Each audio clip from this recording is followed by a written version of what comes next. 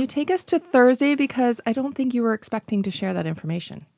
No, that it just kind of came out, and I will tell you that I felt not embarrassed, but I felt bad because then it kind of turns the attention to me and my story rather than what we were there to do, which was to bring awareness to Hiatus House and others like them who provide supports and services for women and children fleeing domestic violence. But it was during the walk through their shelter, and unexpectedly they took us to where some of the rooms are, and opened up a room to show my leader, Marit Stiles, one of the rooms where the women would stay. And when they opened up the door to show this empty room, it just kind of, I guess, unexpectedly took me back many years, many years now. And so I guess I just became a little emotional seeing, the situation that I was in so many years ago and thinking about where I've been and how far I've come since then. Yeah, because you've been there many times to Hiatus House. You've seen those rooms before. I've been in Hiatus House. I don't think I've actually seen those rooms. Oh, okay. Usually because it's a secure facility, they don't, for privacy reasons for the women and whatever children might be there. It's not like they usually give a tour. So, but I have been in the facility several times in other areas. So, and so take us back to when you were 17. What led you to being at a women's shelter? There was a lot of turmoil in my house growing up. So on and off from 14 to 17, I was in and out of the house, sometimes of my own choosing and sometimes not.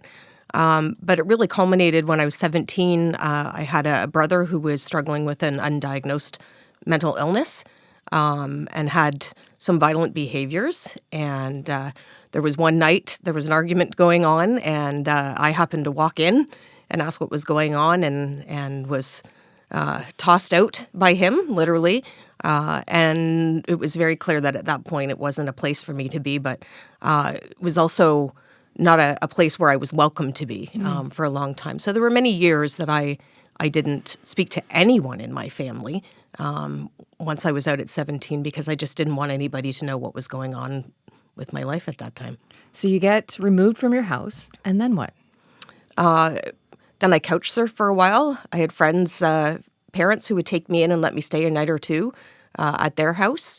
And then when I had made it through the rounds of everyone that I knew, I had nowhere to go. So, and I was growing up in London at the time, and I lived on the street. And I remember a bridge downtown London where I literally slept one night under the bridge.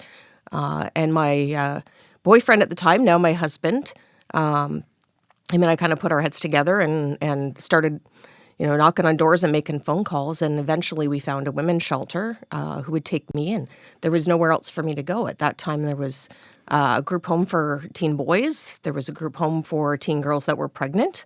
And there was a women's shelter. And really, I didn't fit any of the criteria. For the women's shelter, you had to be over a certain age, and I was under that age. But they recognized that I needed somewhere to be and that I needed some guidance as well, being the age that I was. And so they snuck me in the back door, as they said, or off books. Wow. So how long a period of time would it have been from the time you left your home to the time you went into the shelter? It was probably, including couch surfing, it was probably 2 months before I got into the shelter. And then once you were there, how long did you stay? It was a few months. I think I was there, again, longer than they would normally allow someone to stay, especially under legislation.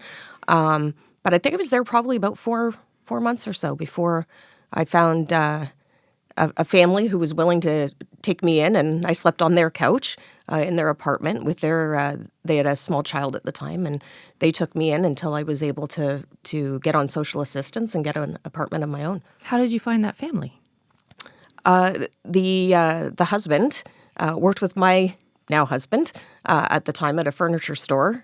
They did deliveries together, and my husband was talking about where I was staying and my circumstances, and the couple said, well, you know what, she can come. We don't have a room for her, but she can come stay on our couch for as long as she needs to. Why not move in with your boyfriend? He was still now husband. Yeah, he was still at home with his parents. Yeah. And while they stepped up and let me stay there for a while, I will admit, at 17, having gone through what I went through, there were some times I was not the best behaved.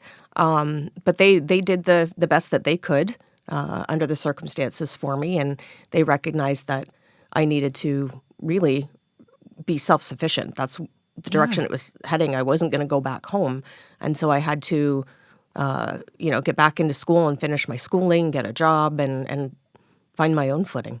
How important was that early intervention from all these different people? Oh, it was critical. I think of some other people that I know who have had kids go through similar circumstances, maybe not exactly the same, but similar. And their child has either become addicted to alcohol or drugs, or died of an overdose, or fallen in with the wrong crowd, and has ended up incarcerated. So it was really, really, really crucial that all those pieces fell into place. And that time that I spent in the women's shelter, and I got to know these women who were fleeing domestic violence, it was hearing their stories. And every one of them rallied around me and mothered me in their own way. And they taught me a lot of really valuable life lessons that helped me get through some really, really tough times. Can you expand on that? I mean, you can now identify with a population that maybe you wouldn't have been able to before.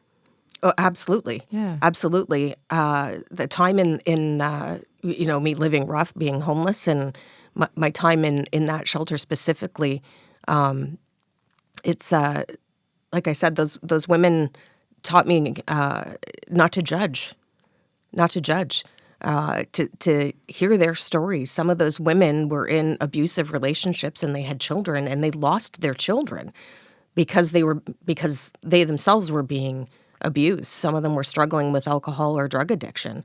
And it was that time in the shelter that I started to see the potential that while they were going through a really difficult time, and while they might have been struggling with alcohol or drug addiction, they had a lot of potential, and they were doing everything that they could to better their life, to get solid ground, stand on their own 2 feet, and to get their children back. And so they taught me, like I said, not to judge right off the top, to see the potential in people, and the importance of having people around you that also see that potential and will give you the support that you need in order to reach that potential. How did that keep you on the path that you went on?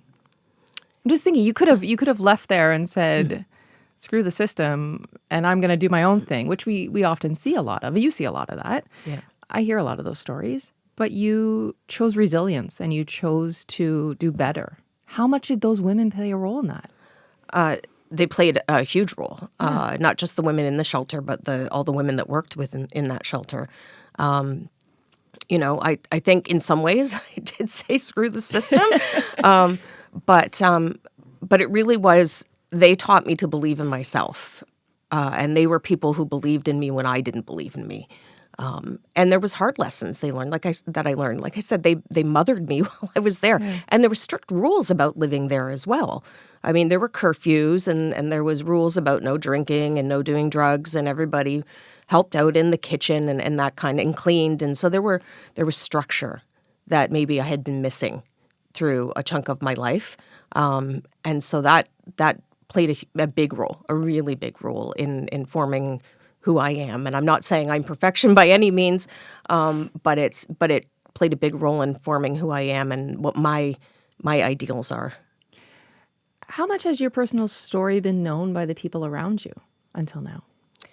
The people closest to me know. Right. I don't think my family, I've been very guarded because I still want to protect the people in my family. That was a different time, and we're very different now than we were then.